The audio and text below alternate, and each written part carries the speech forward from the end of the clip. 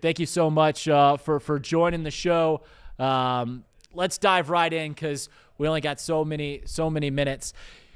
One thing I was talking about before we brought you on was that 2 weeks ago, it seemed abundantly clear when it comes to this Crosstown Shootout that UC was going to be the favorite. And if you asked all the college basketball fans in this town, hey, who's going to win the Crosstown Shootout this year? 95% of them would have said, well, I think it's going to be UC, regardless of it being played at Cintas. The Xavier team isn't the Xavier teams that we've seen. It's year one of Richard Pitino. That has all changed in the last 2 weeks. What do you think has been the catalyst for that opinion to change to where we are now seeing Xavier very possibly being will probably be the favorite in this game tomorrow night?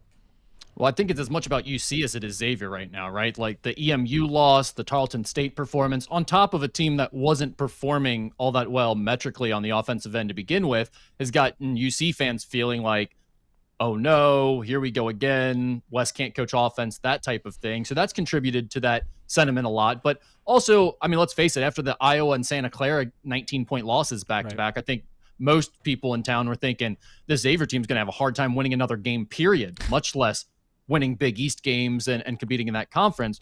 So to see them turn it around, go to the small ball lineup, I think that they found an identity, for lack of a better term. They started playing to a style that fits their personnel, which is going small, stretching opposing front courts out by using Yvon Malichevich at the center position and shooting threes. Trey Carroll at the power forward spot is shooting threes, making plays off the dribble. So a lot of it comes to that. I give Richard Pitino and his staff a lot of credit for making the adjustments necessary to even give themselves a chance. Because had they not changed some things up in a major way, both offensively and defensively, this team would probably be getting smoked still and have trouble winning any games. So they've done a good job of getting back on track somewhat.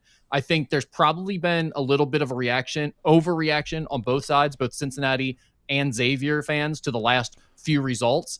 But, you know, we're in a situation, again, like we often are with this game, where it feels like just about anything could happen. Rick Broering from the Musketeer Report and an analyst for NKU on the radio when they do their games. Rick, it's a meme. It's a bit. Has the Crosstown Shootout lost its luster? But we're going into this game where both teams aren't excited. Both fan bases are not excited about the season they're about to go into. Both teams have had major roster turnover this year. Has the bit become true? Has the meme become true to where this game has lost its luster in some capacity, or do you not feel that way? We're sitting here at 10:34 on Thursday morning. I have not checked the Inquirer yet this morning. Have they put up the annual column yet? Has anyone? I have not seen the annual column yet. I mean, the fact that they did that last year after we had joked about it and made it a meme for so many years, the fact that they actually wrote the words luster in a column last year was one of the craziest things. They got mad at me because I tweeted about it. And I was like, you guys wrote the article. You wrote the article after we've been joking about it for so long. So yeah, I'm sure that's coming still. This is what I'll say. The argument used to be, before it was, has the shootout lost its luster? It was always like, where does the Crosstown Shootout stack up nationally among the great rivalries, right? Like people would talk about Duke Carolina and UK Louisville and all of those games, and outsiders would tell Xavier, no one cares about the shootout. Locals would tell people, oh, the shootout's the greatest rivalry in all of sports, whatever. Here's why that argument never mattered, and neither does has the shootout lost its luster because the players aren't from here and they're one-year mercenaries. It's never been about outsiders. It's always been about the people in this city hating each other, losing their minds, and being completely irrational about this game. That's not going to change. Like, whether UC was 0-8 going into this game or 6-2, their fan base is going to act the same and have the same level of hatred for Xavier when the game tips off. And same thing with this year, the game being at the Cintas Center. Xavier fans are going to be going nuts when this game tips off. That's what makes the shootout great. We don't care about the outsiders. We don't care how much the rest of the world cares about this game. When this game tips off at 7 p.m., the entire city is going to be focused on it. And it's definitely changed over years. It may not be as important as it once was. It's certainly not as important to the players on the teams as it once was. But it's still a special game, and I think it's something that the city does very well.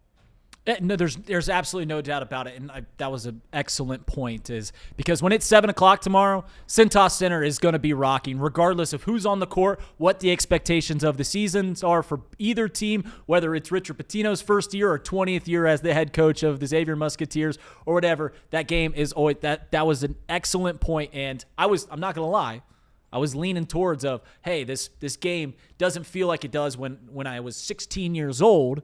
Now that I'm 29. That's just things changing, and change isn't always bad. Speaking of change, you mentioned it briefly there about how this Xavier team looks completely different or is playing much better now than they did 2 weeks ago.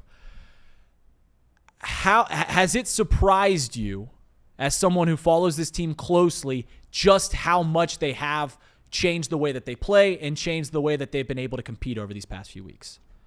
Yeah, I'm really impressed with the job give credit to the players. They've turned this around too, but the coaching staff really, something we see so rarely in college sports today, and not just college, but pro sports.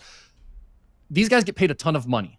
And I'm not saying it's necessarily about ego, but that probably plays a role in it. But they get paid a lot of money because they think it's about them. They think whatever schemes they've used in the past, whatever X and O's they have planned out for their system is the reason they're in that job and the reason they're getting paid so much money. So a lot of these guys view their systems and whatever they run as so precious and so important that, 5 games into the season, if we're getting our brains beat in, we can't possibly deviate from my precious system because it's what got me here. It's all we have. It's why I'm the head coach at X university. And the thing that Richard Pitino and his staff have done that I think is really important in a transfer portal era where you are playing with brand new pieces every year and you're not always going to be able to put together the exact type of roster you want, and you're not going to be able to backfill your roster and gain experience and groom these guys to understand your system better over the course of years.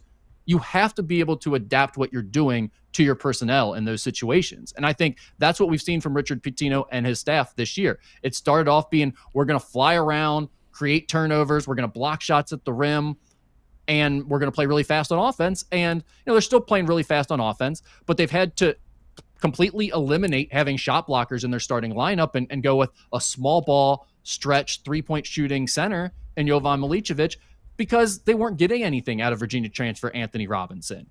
And, instead of being super aggressive on ball screens and putting 2 on the ball and trying to get a turnover every time they're still doing some of that, but they've also started showing some drop coverages on ball screens now. And they've gone to a zone defense at times when the matchups have called for it, like it did in Charleston against Georgia. So that's where I'm really impressed with the way Xavier has kind of gotten this thing back on track. Now, to be clear, I still don't think it's a very talented team. I still think they're going to have a hard time winning many games against high major opponents, but now they're competitive and now they have a chance. And if you look around the Big East, there's only, UConn and St. John's that look like they've separated themselves from the pack. Everybody else is kind of a middling team right now in the conference. And so if you're a Xavier fan, you feel much better about your ability to compete in conference play than you did a few weeks ago. You said it right there. You don't feel like this is still not a very talented team. If you stacked up and ranked the 10 most talented players that are going to play on the court tomorrow, how many are Bearcats, how many are Xavier players? Yeah, I don't know. I haven't done that exercise yet. I will say, like, Baba Miller, I think, is clearly the best player on the floor. I don't know that I love UC's roster either. Like, Sean Abayev is really talented, but we're also talking about a freshman who's not playing for an offensive-minded coach who hasn't figured out how to get the best out of him yet. So, he could be a huge factor in this game, but it also wouldn't be surprising if he went for 6 points and was 2 for 12, right? So, like, that's the thing with UC is a lot of it has to do with how much are you getting out of some of these guys too. Because, like, I thought Dan Skillings was the most talented player in this game in previous years, and didn't do a whole lot. He ended up basically being booted out of UC and going to Baylor. So I don't know that that's the best way to look at this game, but I definitely think that UC has the more talented team. And I think if things go well for them, here's the good way to put it, I think. If UC plays their best, they can win this game by double digits and blow Xavier out. If Xavier plays its absolute best, I think you're hoping for a close win. I don't think Xavier can run away from this UC team. I don't think they're talented enough to do that on either end of the floor. But I think UC could do that to Xavier potentially, depending on how the game flow goes. I don't think I'm speculating here when I say that confidence-wise, Xavier's confidence has never been higher than possibly it is right now, and UC's this season has not been lower. Is there a world in which you see the fact that UC's confidence is low, Xavier's is high, it's at Cintas, that a few mistakes early in this game can kind of suck the life out of the Bearcats, the arena can suck the life out of the Bearcats, and Xavier is able to lean on kind of that confidence and, the hostile environment? Do you think that that is a possibility tomorrow? Yeah, so I don't want to ruin your show, but I'll go ahead and give you my prediction because that kind of falls in line with it.